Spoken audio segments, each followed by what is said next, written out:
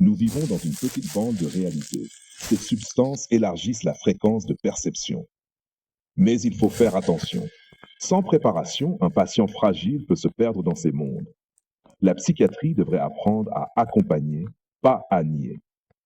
Alors, si je comprends bien, ce que la psychiatrie appelle hallucinations, ce sont en fait des fragments d'autres dimensions. Oui, c'est une hypothèse de plus en plus crédible. Et cela change tout.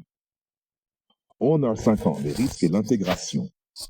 Mais n'idéalisez pas trop.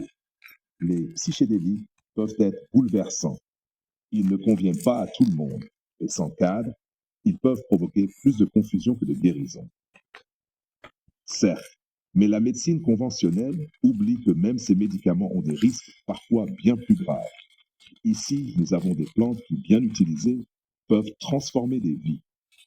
La clé, c'est la formation des thérapeutes. Un médecin ne doit pas être qu'un technicien. Il doit être un guide, presque un chaman. Et si la psychiatrie de demain, ce n'était pas enfermer et injecter, mais écouter et accompagner les voyages intérieurs? Un silence émouvant. Tous fixent Géo, touchés par sa sincérité. RH58, conclusion de la deuxième heure. Oui, c'est ça. Nous devons réenchanter la psychiatrie. Elle doit redevenir une médecine de l'âme. Et accepter que la conscience dépasse le cerveau. Une médecine qui inclut le mystère. Alors faisons ce vœu, que les malades de demain ne soient plus écrasés par la peur, mais guidés par la lumière de leur propre vision. La bougie